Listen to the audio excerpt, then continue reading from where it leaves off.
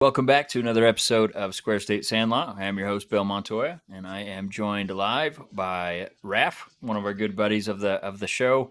And I do want to thank any of you tuning in on YouTube, Twitch, or Facebook as we do these live videos. Love to have some comments on there. Raph, glad to have you back on. It's been a while. You excited Yeah, to no, be back on? no, I am. I like this. I love your outfit there. You got your lightning, and then you got your Niners in the background there. I'm Yeah, still well, working on mine, they're on a so bye week. yeah, bye week's a good thing, especially if you're a Raiders fan. That's the only time we don't lose. So, all right, so we'll just jump right into it. Got a lot to talk about with. I wanted to start just with the World Series because it's coming to a conclusion probably in the next couple days here. Um, the Astros have taken the 3-2 lead and really don't like that. I'm not sure how you feel about the Astros, but being an A's fan and obviously they're a division rival for us, I'm not a big fan of them. What did you have you been watching the World Series at all? Not too much. I was looking at my Facebook feed for memories. I 2017 at the Yep. time. I don't like the Dodgers because I'm also a Rockies fan. Yep. Um, so I was happy that they won, that the Astros won at the time. But then, all that stuff that came to light, that was a little weird. And then, Yeah. And um, it's weird to me that no one is really mentioning that in like on the broadcast or anything. No one's talking about 2017 or anything that happened back then. Um, Very well, interesting to me. I mean, they don't like to talk about anything like that, like the Aaron Judge home run thing, where they're like, "Oh, American League home run record," Yep. but then there's already a bunch of home run records, but those are all marked National or League like, and asterisk. Yeah. yeah, like a bunch of scandal and stuff. So they have to put a spin on it, Yep. Yeah, and keep it that's positive.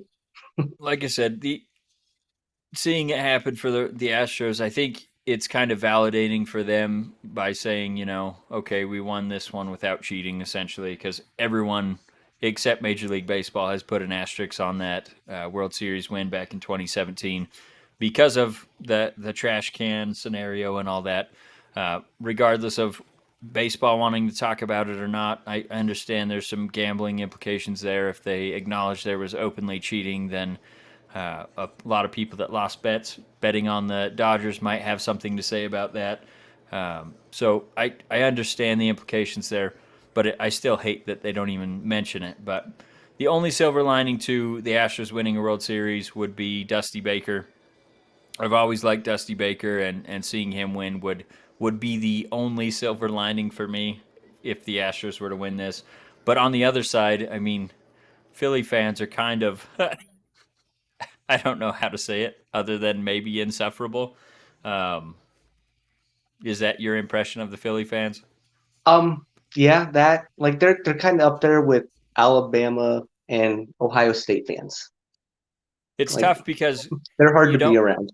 yeah, you don't want to fault them for being very passionate about their team, but they tend to take it over the top for sure. So, um, not that I really want to see the Phillies win, but I really don't want to see Houston win. So, I believe there was like 44 states pulling for Philly versus the Astros. So Yeah, I that's a mean, pretty wide yeah, margin there. yeah. At the end of the day, I mean, I would want Philly to win. I just feel bad for the city of Philadelphia and all the repairs they'll have to make afterwards.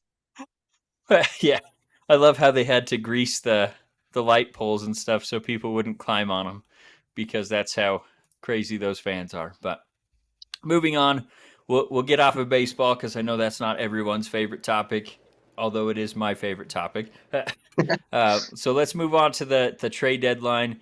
And I want to highlight one, and I think it's going to make a huge difference for your team, and that's Christian McCaffrey. What did you think about that trade for your 49ers?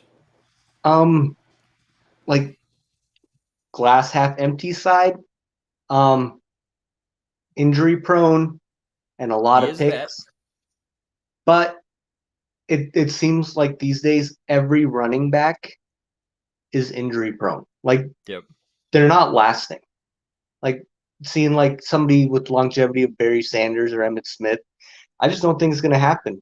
Like No. Todd Gurley, I think he made an announcement he was just done.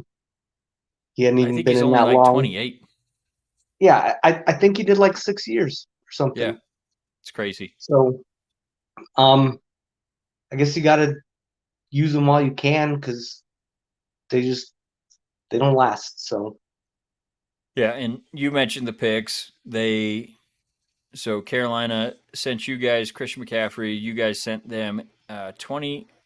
So a second round pick, third round pick, fourth round pick, all in 2023, and then a 2024 fifth round pick. So that's quite the haul for a running back when they seem to be falling out of trees in college, and like you said, they don't last very long. And Christian McCaffrey has been one that has had an injury ravaged career. But when he's on the football field, and we saw what he did against who did you guys play? Where he had the hat trick for touchdowns? the Rams. Yeah, the Rams. So So he had a passing touchdown, a rushing touchdown, and a receiving touchdown, and that shows how electric that guy is when he's on the football field. So I think you'll probably see. I don't know. I feel like they probably used him more than they were expecting to, but I also understand like it's tough to take that guy off the football field. So I think they'll probably dial it back just a little bit in the upcoming games and kind of put him on a pitch count essentially, where he's maybe well, seeing like 20 snaps or something. But I don't know. What do yeah, I you think mean about that? we're we have the bye week coming up, and we're supposed to get Elijah Mitchell back. Yep. So and he was our starter at the beginning. So with both of them, you know, they hopefully they won't get abused. You know, Yeah. like in Carolina, I feel like he was like the only weapon. Mm-hmm. So that's kind of why he was getting hurt because they know it was going to go to him. That's who they got to stop. With Yeah. Debo coming back, and we also have Juszczyk and Ayuk is a lot better this year. Yep. Like there's a lot of people for defenses to focus on, and I feel like that could help McCaffrey stay off the injury list. Yeah, I mean, in Carolina, he was probably touching the ball on 50% of the offensive snaps. So that's not a good thing when you're injury prone. I mean, I feel like, and I mean, they had him lining up at slot receiver. They had him lining up all over the field, and I mean, when you could just see the splits when he was on the field versus off the field with Carolina, and I mean, they were successful when he was in games, and they were not when he was not. So I think you guys have to strike that balance of keeping him healthy for a stretch run because, quite honestly, that NFC West division looks very winnable for you guys at this point. Even what are you guys 4-4 right now? Yeah, we're 4-4 second. It's the records right now are very surprising to me. Yes, But that's I don't know. I don't But know if anyone saw, and I don't even think Seattle fans saw the Geno Smith led Seahawks being at the top of this division through 9 weeks, but here we are. yeah, that's something. Um, Do you think the well, I Rams are mean, done? um, possibly. Like I don't see them getting themselves together. It it doesn't look like it's happening.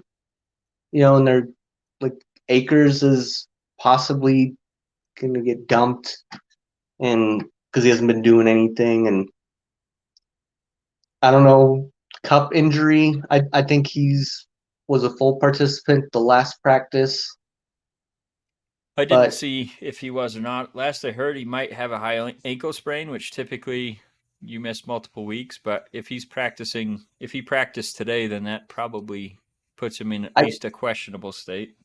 let me yeah, But he was a full participant on Friday. okay, okay, so So he's probably gearing up to play in that game. But I don't know, man. It's crazy to me. I mean, at the start of the season, you heard that Stafford was nursing an elbow injury, so I think there was some foreboding news there. Akers has not been on the same page with the play calling and all that, so he held out the last 2 weeks essentially while they were trying to sort out a trade for him. But outside of Christian McCaffrey, I don't think any running back was fetching what teams wanted to get for them. So I think that's why you saw him rejoin the team this week, and looks like he may play. But I don't know if him holding out has moved him down the depth chart. I mean, he wasn't getting a ton of touches anyway. But then the defense has been okay, but I feel like the offense has been so bad that the defense has been out on the field a lot more than they're accustomed to. So I don't know. Yeah, It's and they have been playing from behind a lot, and that Yep, always hurts running backs. So for sure. Well, and Allen Robinson, I thought he was going to just excel in that system, and he's been largely missing in every game. So I don't know if that's just chemistry with Stafford that hasn't come through, but I mean, we saw OBJ last year get added right around the trade deadline, and he took off under Stafford. So I don't know if it's the injury that's holding him back, if it's, not getting much production out of the running backs. I don't know what it is with that team, but they do not look good. I'm trying to think. Like I also think his protection I feel like hasn't been that great. Yeah, That's they're also missing Whitworth for sure. that's right. Yeah, he retired, and I don't think they had a suitable replacement for him. So, plus, I mean, they trade away all their draft picks for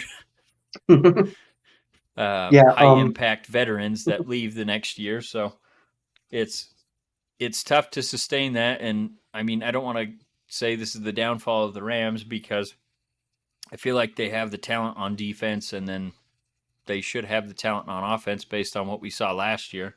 So I mean, it could just be the flip of the switch, and they start to take off, but I don't see that happening, and I feel like as you guys continue to get healthier, you're probably going to be the team to beat in that division.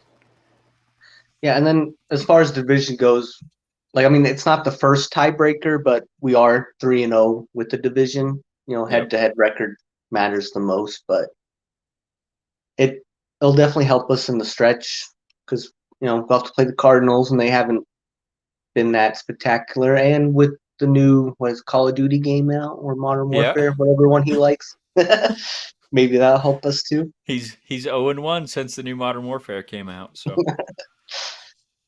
yeah, that's definitely a curious situation. But I think you guys are probably, like I said, set up the best as long as you can stay healthy to win that division. And I don't know what's going to happen with Jimmy G. I think he's under contract just for the rest of this season, right? Yeah, yeah. I mean, So it's and who knows what will happen at the end, and the Trey Lance recovery, and yeah. then Tom Brady and Aaron Rodgers aren't doing that good in their homes right now, and they both got things for the 49ers. It might there's going to be a lot of rumors at the end of the year, Yeah, but it's going to be crazy. But anyway, we'll go back to the trade deadline. yeah, Buffalo, they made a move to get some safety help after they lost Micah Hyde for the season. They got Dean Marlowe from the Falcons for a seventh round pick. And then they also traded for Naheem Himes from Indianapolis, and they traded Zach Moss and a conditional fifth in the compensation for Naheem Hines. What do you think about? I think, like I said, the safety Dean Marlowe, he's probably just depth for the most part. But what do you think about the Hines move? well, like Hines, he had some good years, then injury with every other running back like Mack for the Colts too. He did good, and then he got injured. But if Hines has he's good if he's on the field, Yeah. and they give him like if they believe in him, then then he plays like that. So Well, and with Buffalo, I mean, they have two guys that they're leaning on right now. Zach Moss, that they shipped to Indianapolis, he had fallen out of favor, so I think they were just trying to get rid of him and then being able to pick up Hines, if even if he's just one of the three running backs that they can add to that offense. I mean, anything that they can do to improve that team when they're already as scary as they are, I feel like. is just going to make them even more of a Super Bowl contender.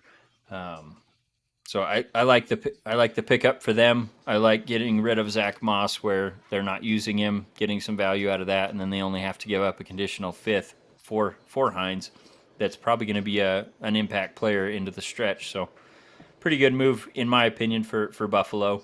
Um, and then the Falcons also traded for Rashad Fenton from Kansas City for a seventh round pick.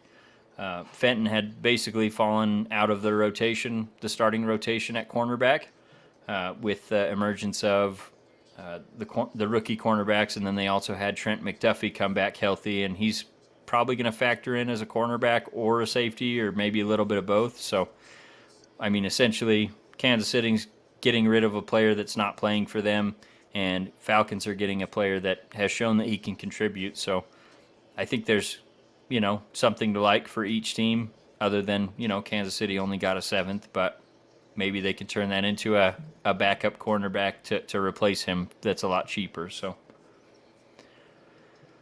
moving on, we've got Broncos. This was actually a pretty big trade for them. They got rid of Bradley Chubb and a 2025 fifth round pick to Miami for Chase Edmonds, a running back, and then a first round pick this year and a 2024 fourth round pick. I feel like this was Denver kind of, I don't want to say waving the flag, but they know they're not going to be in the championship talk this season. So I feel like they got some picks while they could that they are going to need that first round pick. And Chubb wasn't probably going to stay around too much longer anyway. He did sign a massive extension with Miami yesterday. So what did you think about this? I did see that. Yeah, I think maybe the Broncos are trying to gather some picks so they could maybe move up for another Yep. quarterback and A still have some quarterback, later round picks. Yeah, maybe. you I think they're going to try to get some offensive line help because that's what they need if they want Russell Wilson to even have a chance. Um, well, I mean, just from their previous history, like it's all they it's like all they think about is the quarterback. That's what it seems like Yeah, to the me. next Not quarterback. not being a fan, I don't pay that much attention to them, Yeah. but they always seem to think that just one quarterback and nothing else will solve everything. Yep. Just a quarterback away. That's what they said last offseason. So, um, the only like, thing I go don't ahead. think they could go with a quarterback just because Russell Wilson has a $120 million cap hit if they were to release him. And that's obviously it'll go down each year. But Okay. yeah, Okay, I missed that part. So yeah, that they're basically stuck with Russell for the next 4 years at least. I mean, whether he's on the bench or on the team, they're not going to be able to take that cap hit and still field the team. So, uh, okay, all right, I take it back. so I'm They guessing they're looking for a star offensive lineman, and where they traded away all their picks for Russell Wilson, this was them being able to recoup at least something, and hopefully for them, I guess, not hopefully for me, but hopefully shore up that offensive line to help Russell Wilson because they have a good receiving core. Um, I would have liked it more if they had Noah Fant, but they threw him in the Russell Wilson trade as along with Shelby Harris and 42 picks. But they have the offensive weapons outside of the offensive line. They've got two good running backs in Melvin Gordon, and obviously they lost Javonte Williams, but he should be back next year. Um, and the defense is good. It's not going to take a huge step back if you take Nick Chubb or Bradley Chubb off that team.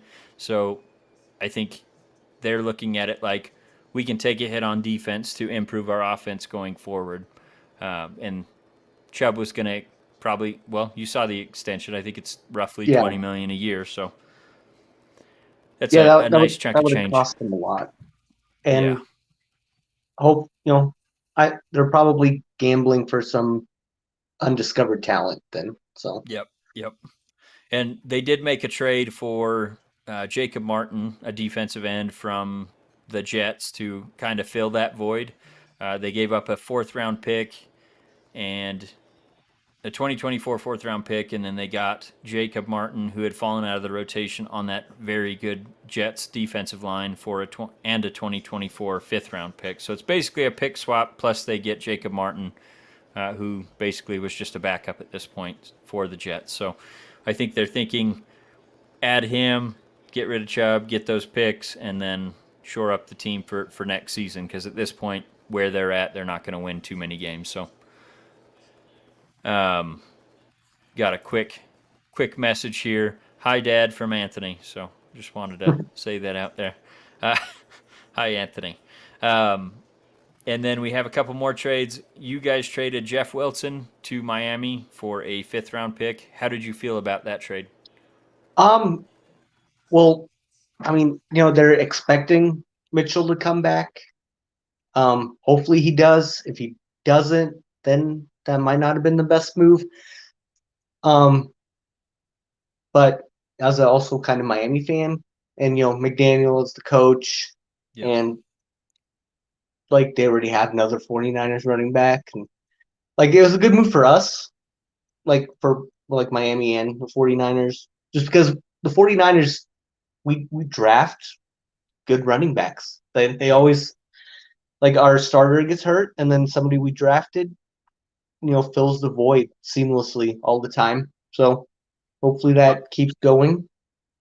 I feel like Shanahan, his offense is built for running backs, so you don't need the best running back to succeed in that system. So I'm sure that's part of it, but also you guys have a good draft record with them. But yeah, I think this is a win-win for both teams. You guys get a fifth round pick that you can probably turn into another running back in this upcoming offseason. Um, and then, yeah, Wilson was going to fall out of the rotation anyway with Mitchell coming back, and obviously the trade for Christian McCaffrey. So he wanted a bigger role. The Dolphins also traded Chase Edmonds, so um, they needed a backup running back, or at least another back there. So I like the pick for both teams. This one was a head scratcher for me, and that's the Jaguars traded a conditional fifth and a 2024 conditional second round pick for Calvin Ridley, who is suspended for this season. What did you think Yeah, of that move? um, Also, yeah, free Calvin Ridley. that's a little weird because he doesn't do anything for the Jags this year, and I mean like the Jags don't need anything this year either. But Yeah, it's I don't know, kind of expensive still for somebody that's not playing this year. Like yeah. you're not doing a playoff push. But I mean he's good, so as long as he can play next year, doesn't do any more gambling or anything, I guess. Then Yeah, and that's the condition. Both of those picks are conditional. I think the conditional fifth for this upcoming year, it can go up to a third if I remember right, if he gets reinstated, like right as the season ends. So it's based off of both of those picks are based off of when he gets reactivated. But being able to pick up essentially a number one wide receiver for a let's say a third if he does get reinstated right away, and a second, that's not a bad deal. Obviously, you still have to pay him, but I mean he was the number one wide receiver on Atlanta's team after they traded away Julio. So I mean, if you can get that kind of talent, obviously it's not going to help them this year, but they're already kind of fallen out of the playoff race. So I think they're looking at, hey, this can help us next year, and we'll be ready to compete next year, at least in their point of view. So I like the pick, but it's kind of weird. I don't know that I've ever seen. Maybe maybe there has been a pick for or a trade for a suspended player recently, but not that I can remember. So that was just kind of a weird one for me. And well, I then mean the kind of Watson, but well, yeah, I guess that's true. He's he is suspended, but I don't think he was suspended at the time, was he? They hadn't announced it. I mean They knew things I were don't think it was coming. announced, but Yeah, it was known he yeah, wasn't going to start. Like there yeah. was no way he was going to start. Well, I guess we should say that they did say as soon as he's eligible to come off the suspension, he will start. So that game, Week 13 against the Texans, you'll get to see Deshaun Watson face his former team. So, but no, you're right. I mean, essentially, he was suspended. He just didn't know for how long when the Browns traded for him. So, um, But the I mean, Steelers. it's a weird pick for Atlanta though to do that. Like for next year, what? Like I don't understand who they think they're going to get I don't to think. replace him. I mean, let's say it goes up to a three. There's plenty of wide receivers that can make an impact. They're not going to be Calvin Ridley level, but I mean, you've got the new coach Arthur Smith there. That I mean, maybe he doesn't see any point in having Ridley there because he hasn't got to interact with him where he's away from the team. I don't know. I mean, might just be that they're willing to move on from him because he hasn't been around the team. I don't know, but you're not going to get someone his level for even if it moves up to a third. I mean, there's always the chance you could get someone that late, like Antonio Brown went what in the fifth round. I don't remember that, It was but definitely not super early because of his. Well, he was played for Central Michigan for one, but also he had some background issues, and I think he went in the fifth round if I remember right. So you can get some guys like that maybe carry a little baggage that are talented. I don't know, but we'll move on. So okay. Steelers, I wish Kyle was on for this because obviously they made a couple trades. They traded a 2025 conditional sixth to Washington for William Jackson III and a 2025 conditional seventh round. So a pick swap plus William Jackson III, who they were rumored to be cutting if they didn't find any trade partners. So the Steelers get a good man coverage cornerback that was playing in his own system and really struggling. And then they also traded Chase Claypool to Chicago for a second round pick. So I think the Chicago trade probably made more sense for the Steelers. I don't know. I mean, if you could pick up William Jackson without giving up draft pick, even if it was, a 2025 conditional seventh, I don't know how much value that really has, but that was kind of a curious one. But I guess making sure you get him if you really want him, that's not much of a price to pay. And then yeah, Claypool, I don't know, he showed some flashes in his rookie season and hasn't really factored that much into games this season. Although no wide receivers in Pittsburgh have because their offense is trash. Yeah, I mean that's like I don't think Claypool's problems this year are because he doesn't try. I think it's probably the quarterback inconsistency that's hurting Yeah. his numbers. Well, Um, I don't know. That whole offense is a damn joke. I mean, yeah, well, I don't want to talk too much without Kyle here, but well, he knows it. I mean, he's obviously excited for Kenny Pickett. He said that, and Kenny's shown some flashes, but he also has no help. I mean, Najee Harris has been, I think, one of the worst running backs in the league this season. yeah, Offensive line there hasn't been there are good. some memes about like I think Daniel Jones Having more having more rushing yards yards, than him yeah, and stuff. yeah. So So yeah, obviously that's not great. And Kyle can see it, even if he is a fan. He can see that the offense is bad. Um, so yeah, getting Claypool, getting a second round pick that they can maybe use to bolster that offensive line. They still have weapons outside. They've got Pickens, they've got Fryermuth, they've got Deontay Johnson. So assuming they can fix that offensive line and get Matt Canada out of there as their offensive coordinator, I think they still have plenty of weapons to be a good offense next season, assuming Pickett makes a jump and all that. But getting a second round pick for your third best receiver on your team, that's a pretty good haul right there, in my opinion. yeah, no, that they there's a lot they can do with that for their future. So All right, and then Detroit made a curious trade, in my opinion, and that was sending tight end T.J. Hawkinson, which was, I believe, their top 10 pick 2 years ago. They sent him a fourth round pick and a conditional fourth round pick from next year to Minnesota for a second round pick and a 2024 third round pick. So not only are you sending your first round pick tight end, that's probably one of your better offensive players. You're sending two picks with him to a division rival, and only getting a second and a third round pick back. And the third round pick it doesn't come until 2024. So, what did you think about this trade? Um, that's I don't.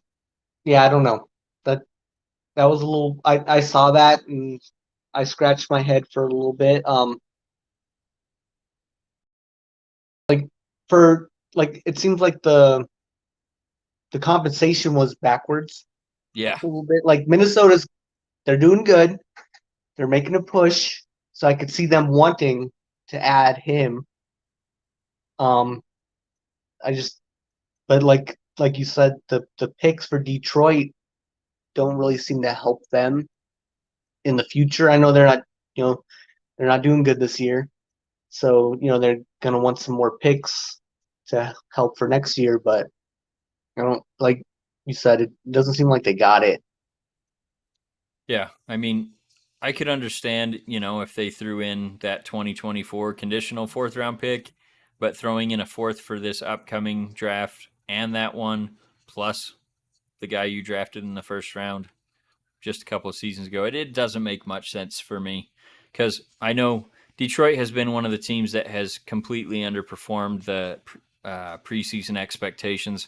I know a lot of people were saying, I think their over under for wins was like 7.5 in Vegas. So a lot of people were expecting them to take a big jump from where they were last season, and it really hasn't transpired up to this point. Obviously, there's still 10 weeks left or whatever, 9 weeks left. Well, So they are still, I think, one of the highest scoring offenses. yeah, but not the last 2 weeks. I think they've really fallen off the cliff the last couple weeks, if I remember Well, right. And I mean, they were scoring a lot. Like they played Miami. I mean, they ended up losing, but they were scoring pretty decently in that game. yeah, I think they lost like 3-31 against Minnesota, didn't they? I don't I swear remember. they only scored three, like maybe not last week, but the week before. Um, but anyway, I mean, they've had their injuries, they've had all that stuff. I mean, young team, not closing out games, so their record probably should be better than what it is, but it is what it says it is on paper, and it's not good. So I'm sure that was their motivation. And look, it's Okay, tough to get guys to go ahead. no, you were right. So I mean, they had the Miami game. Before that, they lost 24-6 versus the Yeah. Cowboys, and then 29-0 versus the Patriots. Oh, it was Patriots that shut them out. Yep, that's right. Okay, so yeah, they had a come back to earth with their offense.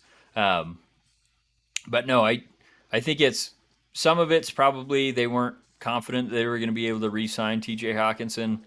It's tough for Detroit to get guys to really commit to staying there. Um, I'm not saying anything about the franchise, anything like that. I'm just saying, in the past, it's been a really tough job for being able to re-sign people. I mean, look, Megatron retired at the top of his career because he was sick of it. Matt Stafford obviously tried it for I think 9 seasons, 8 seasons before he finally was like, "You guys got to get me out of here." So I don't know. I mean, it's kind of like my Raiders. They've been the laughing stock of the league, but probably for even longer than my Raiders. So last time they were in the playoffs was when Barry Sanders was playing, and basically was the only offensive weapon they had. So I mean, it's been rough sledding for the last 30 years or so for the Lions. So maybe that's part of the trade there. And then within that same division, we had Chicago. We already talked about they traded for Chase Claypool. They also sent Roquan Smith to Baltimore for linebacker AJ Klein, a second and a fifth round pick. I think he was another one of those guys that was probably not going to re-sign with Chicago. So them getting a linebacker to replace him, and then a second and a fifth round pick. That's a pretty good deal for them, in my opinion. And then they also sent Robert Quinn to Philadelphia for a fourth round pick. And Robert Quinn, he had 19 sacks last season for the Chicago Bears and really played well. Hasn't been playing as well this season, so moving on from him in his contract year, sending him to Philly. I like the pick for Philly, or I like the trade for Philly because they get that impact um, defensive end premium position for a fourth round pick.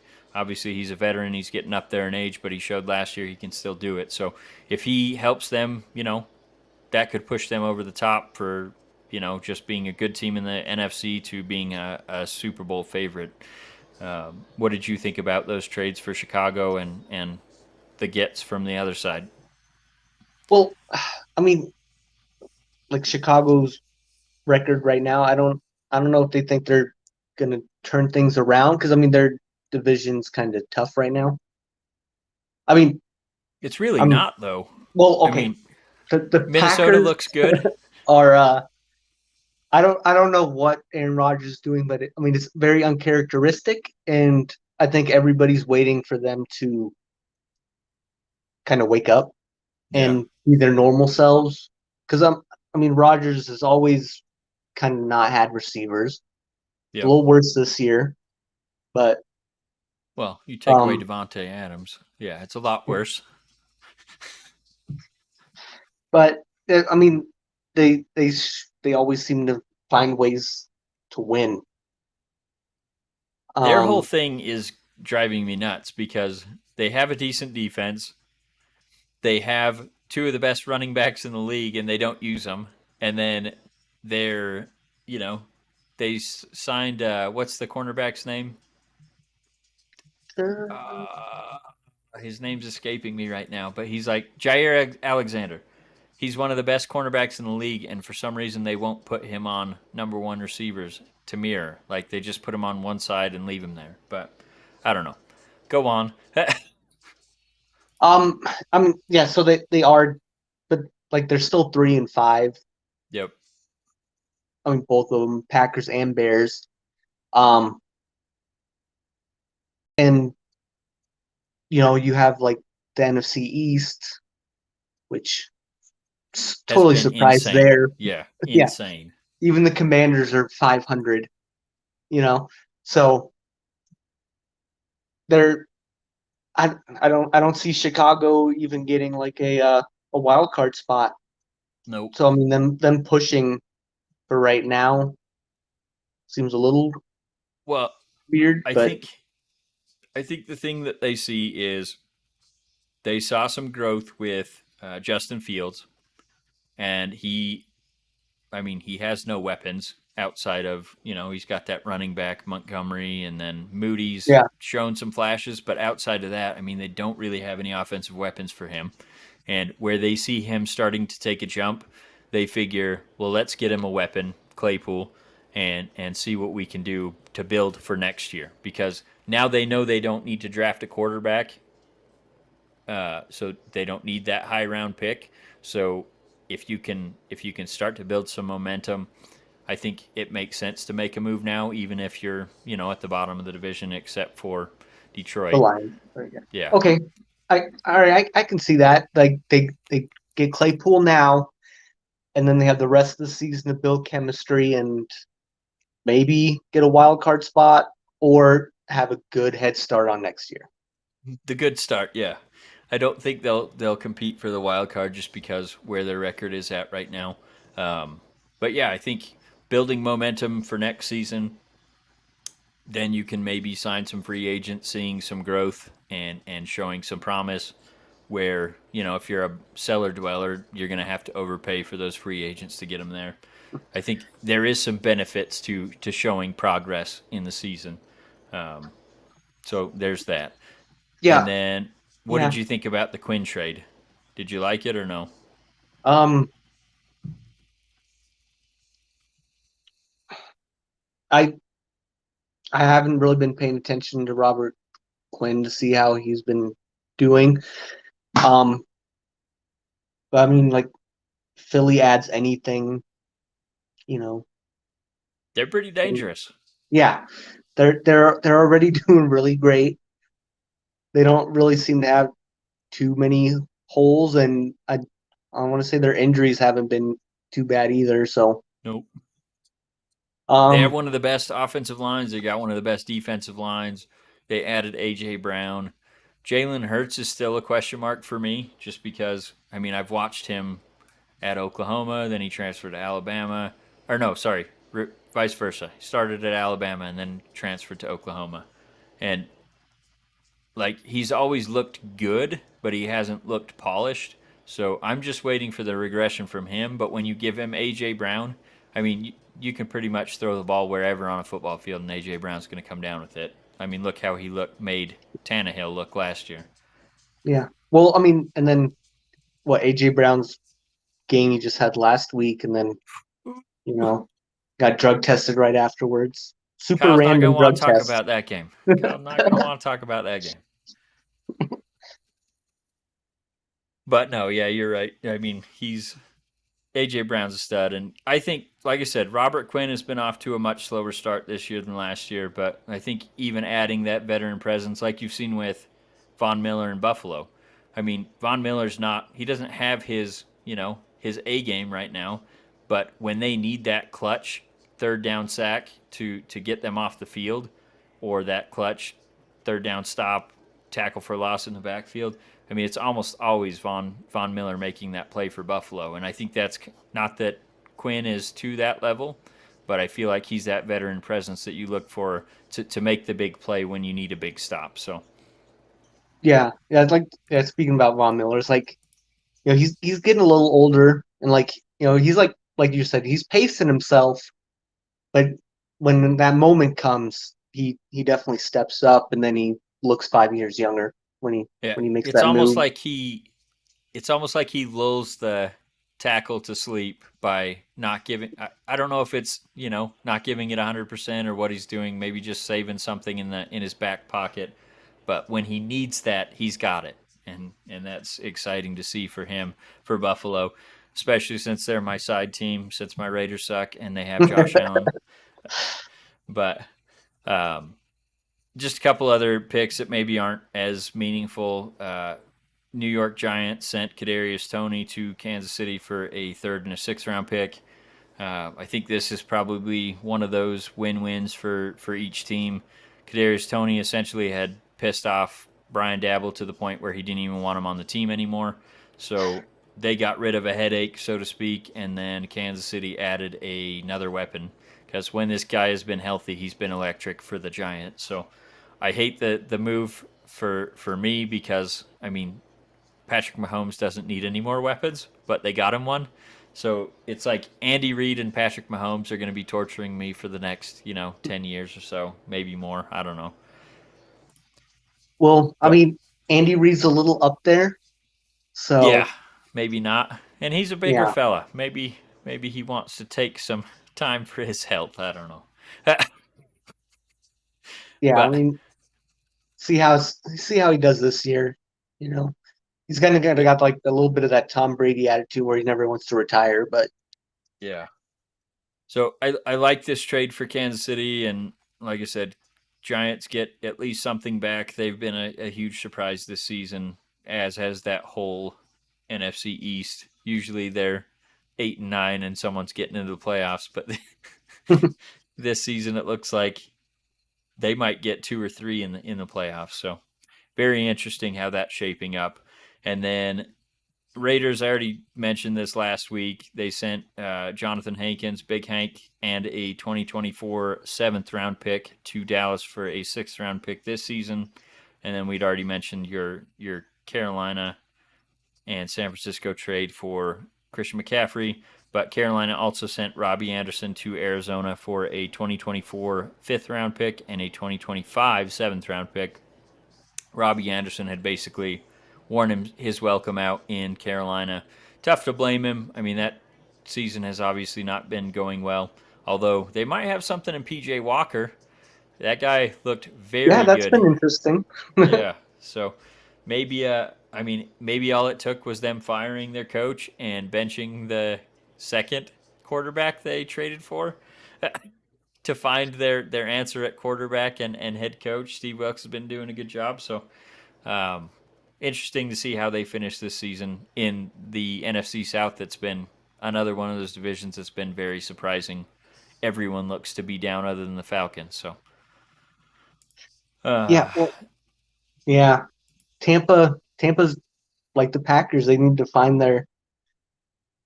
wake up. well, and that's the sad thing is everyone wants to write them off, but I don't think you can in that division. I mean, you might have that might be the division where you have a losing record for the division winner. I mean, that Obviously, was that was like the year before last with the NFC East, yep. right? Yeah, I mean, it seems like there's always one division that has everyone stacked up at the end and they all have losing records and or, maybe one team with above 500 just barely. And that may be this division because I don't feel like you can count out Tom even as bad as that offense has looked. And I think they're 3-4 right now, 3-5. Um, Pretty three sure and they're 3 and five. 5. They're Yeah. 3-5 and second, and Falcons are 500. Yeah, they're 4 and So 4 at yeah, 500. So, you know, yeah, I mean, Tampa no Bay one's walking away wins. with it. If Tampa beats the Rams, I think is their next game, Yep. and the Falcons lose, then Half you a game know, separates them. So yeah, I mean yeah, and that's the thing. Like you can never count out Tom Brady, even though he looks 10 years older this year than he has the past few years. oh, you mean he looks his age? Yeah, he looks his age instead of 10 years younger. There you go. And he definitely looks his age. I mean, he looks rough this season, both Yeah, physically he and looks a on the little field. gaunt, Yeah, like so little sunken cheeks and everything. I'm sure the divorce hasn't helped, but And all that anyway, avocado tequila, I guess. yeah, avocado tequila. So we already talked about how you're feeling about your 49ers with the pick or with that trade for Christian McCaffrey. Are you are you thinking they finish this season at the top of the division? Um, I I really think there's a good chance, just because like the Rams struggles. I I'm kind of waiting for that Seattle bubble to burst. Um, I hope once it they pick. doesn't, quite honestly. It's been Well, very entertaining. Well, I'm not saying they win the division, but maybe wild card. I want to see them do well because I still want to feel like they got the better end of the Russell Wilson trade. So that's me yeah, being I a mean, bitter Raiders fan. so we can like maybe once everybody figures out Geno Smith, figure out his weakness real quick, and then because like I mean Seattle doesn't seem to have like too much, so maybe they're underestimated, and now people will stop underestimating them and prepare for them. So I don't know, man. They had the defensive rookie of the month and the offensive rookie of the month in the NFC in Kenneth Walker and what's his name, Tariq Woolen, I think. Tariq Woolen, that sounds right. yeah, And then that they, seems right. yeah, I'm pretty sure that's his name. And then they have Kobe Bryant, the cornerback. I mean, they've got some really good talent on the defensive side that is really young. Kenneth Walker. I mean, I feel like Penny getting hurt was almost a blessing in disguise because Kenneth Walker's been able to be exposed as the number one running back, and he's been an absolute unit on their offense. So I don't know. Yeah, I feel he like did kind of come out of nowhere. So as long as Gino can play even decent, they'll be in most of the games just because they have really good wide receivers. They've got the good running back, and then they've got a decent defense that no one was expecting. I mean, I picked them to win, I think, 2 games this season, if I remember right, in our preseason picks. So they've yeah, I definitely just impressed me. yeah, it was yeah. I'm definitely surprised, and just because it always seemed like whenever I pay the most attention when the 49ers are playing them, and it was always like Russell Wilson was beating us. Hmm. Like with he like scramble and make a pass, and there's a touchdown, and we lose. So I was not like I thought it was Wilson holding their team together, but I guess not. Well, I just love the quotes that keep coming out. Like Tyler Lockett recently said, "It's amazing what you can accomplish when no one cares who gets credit for the win." And slide jabs like that at Russell Wilson because apparently he was very unliked in that locker room. I mean, you could just tell Pete Carroll every time he gets to the podium and someone asks him a question about Russell Wilson, it's just like he's beaming from ear to ear, just loving every second of it, seeing Russell struggle, and obviously they're at the top of the division right now. So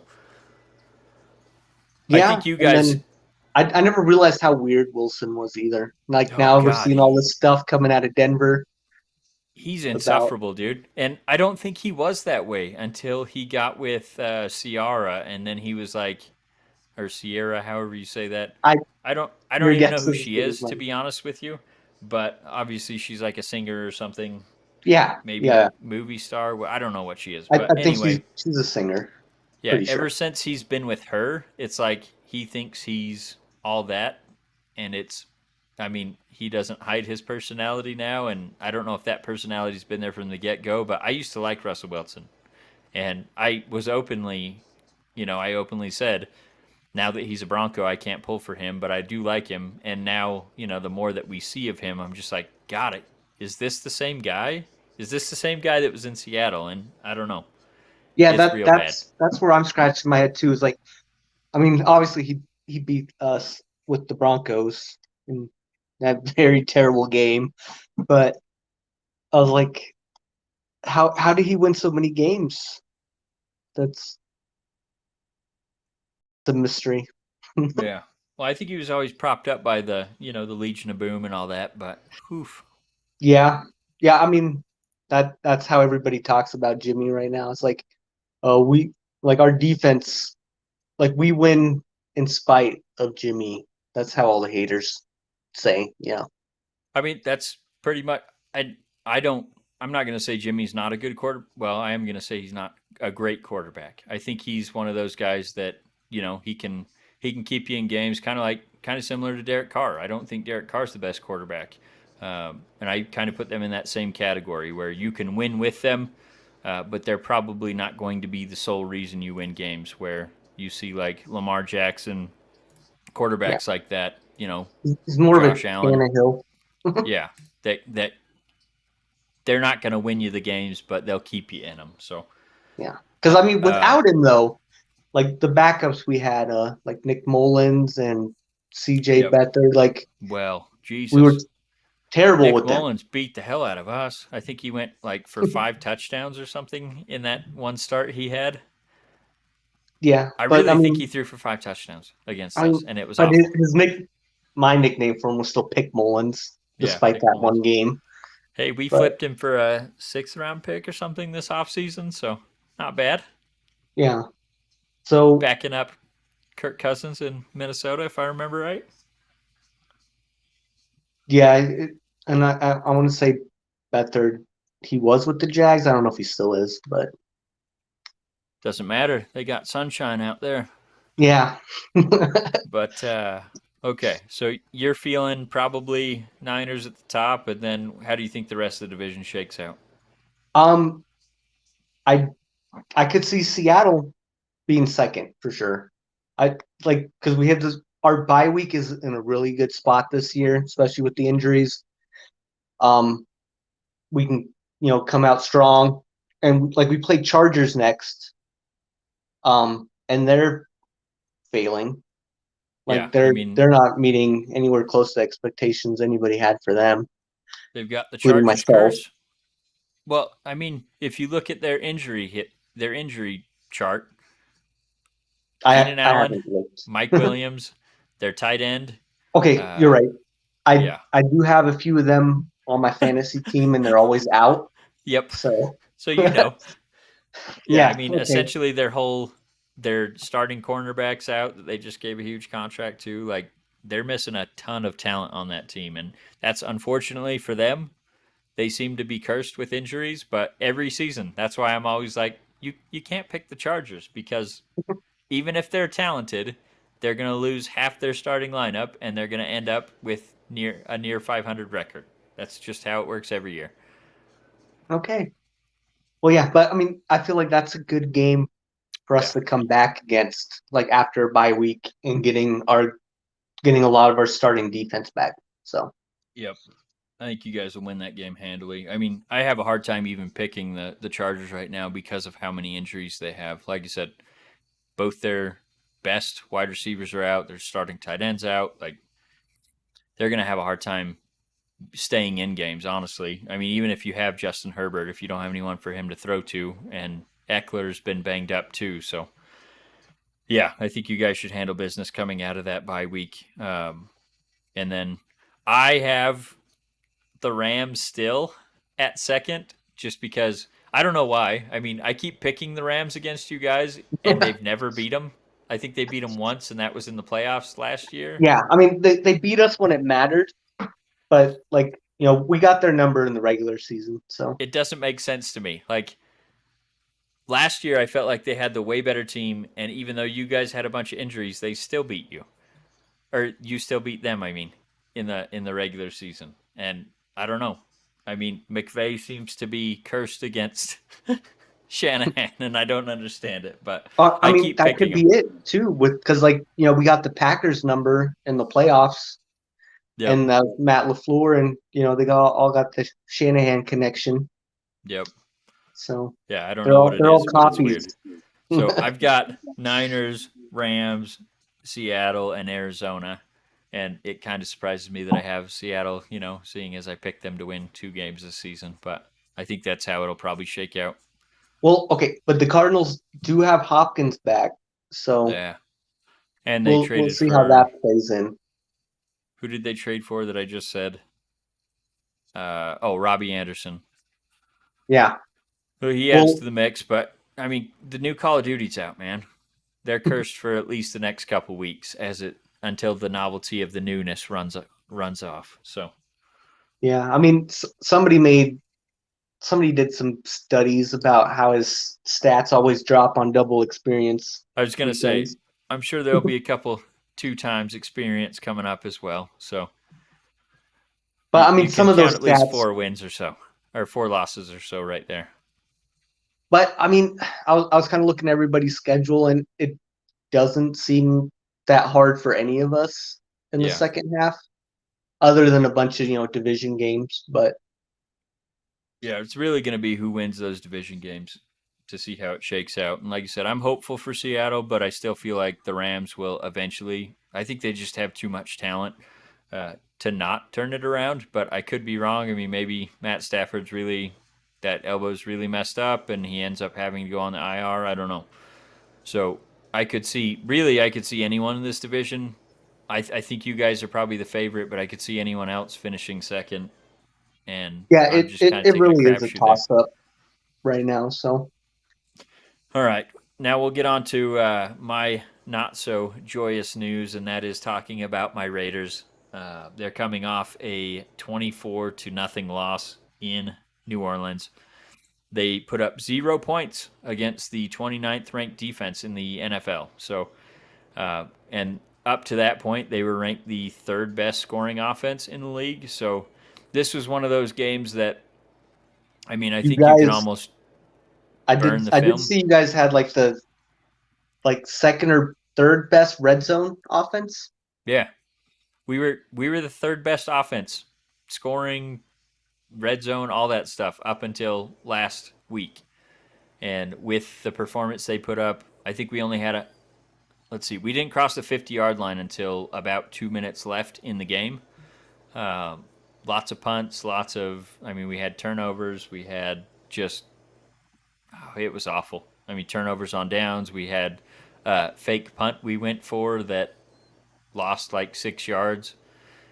It was a very poor offensive showing, and the defense obviously didn't do any favors. But if you look at what our defense has given up this season, it was right about the average for them, and that's about 24 points. But our offense, obviously, third best scoring offense in the league. I think we were scoring like 29 points a game, and to score 0 against that defense. And look, the defense had a great plan against us. I feel like Dennis Allen probably was super hyped for this game because he got fired by the Raiders back in, I think it was 2014, 2013, something like that. Um, and didn't end up getting paid because uh, they fired him for cause, and yeah, so I think he's still probably in legal battles trying to get paid by the Davis family.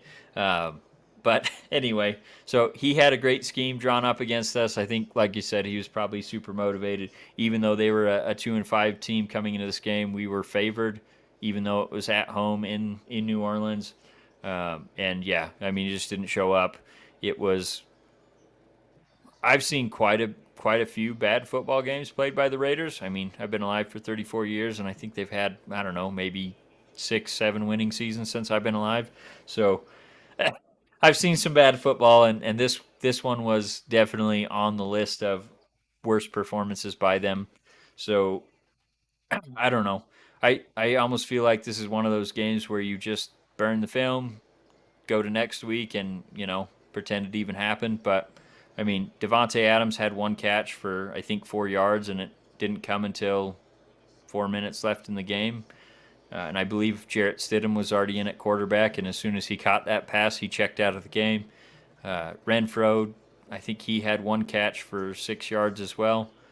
So I mean it, and Waller was a surprise scratch right before the game. So we really haven't seen those three offensive weapons on the field at the same time, and we fell behind so early they couldn't let Josh Jacobs run, even though he has had I don't know 400 yards almost in the last 3 games.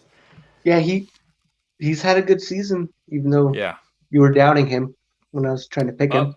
well, I don't know, man. I Everything that I was reading, especially with Josh McDaniels history, he's Yeah. never used one running back as the bell cow, so to speak. He's always split carries, and the one that gets the most touches gets like 14. So even all the beat writers for the Raiders were surprised that Josh Jacobs was getting the ball as much as he has been. And I think some of that's his injury history. He's gets banged up quite a bit. I mean, he stays in the games, but I mean, he's played with a separated shoulder and all kinds of stuff, and then ends up missing a couple games due to it. So, yeah, he's surprised me, and it sucks because they didn't pick up his fifth-year option, and now if we do decide to re-sign him, we're going to be going up against 30 other teams that want him on their team. So I don't know. I feel like so they're playing Jacksonville this upcoming week, and obviously Jacksonville's had not a great season either. We've already talked about that. 2-6 didn't do anything to help themselves this season, but they did make the trade for Calvin Ridley. So I feel like they at the beginning of the season had surprised some people, especially with the offensive output, and it seems like ETN is their answer at running back. They traded Robinson, which I guess we didn't mention that one, but um, they traded James Robinson off the team, so ETN's the true number one back now. He went for 156 rushing yards last week. He's on my fantasy team, so he did quite well for me. And I will be starting him against my Raiders since they can't play defense. But um, yeah, I think the Raiders are favored in this. Again, it's a road game. They won't have the excuse that they had to fly across the country in this one because they ended up staying on the East Coast. In fact, they're staying in Sarasota, Florida, which is nearby Jacksonville. So they don't. Sarasota? Yeah. Well, I mean, Sarasota is by Tampa, but Well, yeah. I mean, it's a lot I mean, closer than it's for Las like Vegas. 4 or 5 hours, but It's a lot it, closer than Vegas. How's it that? yeah, okay. It's a little south of Tampa, so Okay. Yeah, I knew it was close to Tampa, but I thought Tampa and Jacksonville were closer than 5 hours. no, because like Tampa's in the middle, and then Jacksonville's right there on the border with Georgia. Okay. It takes like I think it's like a 4 hour drive, and then it's like from Tampa to Miami, it's also like a 4 hour drive. Interesting. Well, as you can tell, I've never been to Florida. I know you have. Couple But times. so they won't have the excuse of, Yeah. flying from coast to coast essentially, or, being 2 hours, 3 hours ahead of their normal schedule. So that excuse is gone. If this team does not show up to this game, I mean, they're already on the verge of being wiped out for the rest of this season. I think they can afford to lose maybe 3 games. If you think the last wild card is going to be a 9-8 record, because if they lose 2 games, best they can finish is 10-7, 3 games 9-8. So I don't want to say that I'm counting on them to turn this season around and make a playoff run, but their schedule is not very difficult going forward. Outside of they have to play the Chiefs one more time, they have to play the Chargers one more time. So I don't know. And I, the surprising Seahawks. So yeah, I mean, let's just say the teams are bunched up like they haven't been in any seasons that I can remember. So I feel like the degree of difficulty is not as high as it once was, at least this season. So I feel like they could make a playoff push. Just nothing I've seen on film up to this point in the season suggests that they can do that. So I don't want to say they have to win this game, but if they don't, I mean, I think you could pretty much say, let's see what we can do next year. So yeah, um, I I was do, I just looked. So the last game of the year is the Chiefs. yeah, So that's pretty that much a loss. Unless if the Chiefs already have the division locked up and Bills already have the number one seed locked up, maybe they don't have anything to play for. And but even then, that's why they schedule those division rival games that late in the season, is because you feel like you still get the best punch from your division rival, even if it's a meaningless game for them. yeah, like I think we played like the Cardinals last or something. And like late like the year before that it was like Seahawks like week 15 and then like we skipped a week and then we played the Seahawks again. Yep. So It seems like, and it always seems like in the NFC West, the game that ends the season is always the one that decides who wins that conference or that division. So it's weird how that always works out. But I remember that season. Was it the? I think the Seahawks beat you guys. No, they beat the Rams, and they made the playoffs at 8-9 or something like that. um Or I guess it would have been 7-8 back then. Seven I and don't nine because it was only 16 game season. That was a couple years ago. I think yeah, I Marshawn don't was know. still on the Seahawks, but anyway. All right. Anything else you wanted to bring up before we cut it? Um no, no, I mean, hockey and basketball, it's all early in the season. Yeah. Can't make any predictions yet. Well, my Sharks, I think they've won 2 games so far, and I think they've played about 8, and Um, maybe I think 10 or they played 11 10. games, I think, Jesus. And they For most teams, it's 10 to 12. okay. Well, And as you could tell, I don't get to watch them very often. I think I've seen 2 games so far this year, and they lost they're, both uh, that I got to see. they're, Sharks have played 13 games and they've won three, Okay. lost eight. Lost a few. So, but, My my Warriors are, on the other side of things where they're expected to maybe defend their championship in the finals. And they are currently on a 4 game losing streak and trying to avoid their first 5 game losing streak since Steph's rookie season back in 2010. So I haven't checked to see how they're doing this evening because we're recording right now, but hopefully some good news coming from there. um, It looks like they're in the fourth quarter right now, losing by 5. So they are not. oh, I see 101 to 104. Yeah, I've got 101, 106. So you must be a Oh, couple okay. seconds behind. But Oh, I they, see it now. yeah, they didn't start Steph. They didn't, or excuse me, they are not playing Steph, Wiggins, Green, and Thompson, I think, tonight. So a lot of the players on the team right now are getting some playing time they wouldn't normally see. But no excuses. You got to win those games just like you got to win the others, even if you don't have your starters in. So, But, it's so early in the season. yeah, no, I'm not Not panicked even, at all. yeah, 10 games in, like that's nothing. With So not the even 10 games. yeah, championship pedigree, I mean, all you need is a ticket to the dance, and you feel like you have a puncher's chance. So I don't think they're going to be, the number one seed going into the playoffs this season because they're trying to work out both the now and the future. They're trying to get the rookie guys more involved in the rotations, whether that's in the bench or getting some mix with the starting lineup in preparation, like I said, for a chance to defend their playoff or their championship from last year, but also realizing that Draymond Green's probably not going to be part of the team next year, and they're probably going to have to make some difficult decisions on some of the key contributors. So, trying to figure out if Kaminga and Moody are going to be part of the long term solution.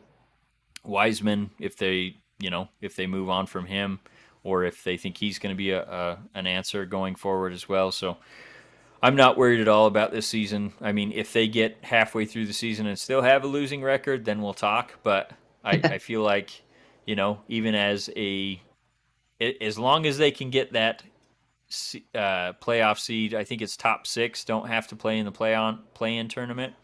As long as they're top six, I wouldn't be worried about their playoff standings going forward. So we'll talk Yeah. more as we get closer to the playoffs, and obviously as baseball's done and hockey's more in the swing of things, we'll talk about them more. But anything else?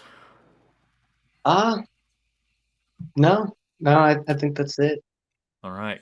Well, I do want to thank you for coming on in Kyle's absence, and I'm sure we'll have you on again when he's back with us. But he is back to work full time. He's got his newborn kid, doing the swing shifts, and all that fun stuff. So he'll be probably on next week, but I can't guarantee that because I don't know his schedule yet. But again, thank you, Raph, for coming on, and as Yeah, always, no, it thank was you, viewers. my pleasure. Well, I'd love to have someone to talk to instead of just people listening to me babble for 45 minutes. So, uh, any viewers that tuned in from Twitch, YouTube, Facebook, Twitter, I think I said Twitch already. So, thank you guys for tuning in, and we will catch you on the next episode.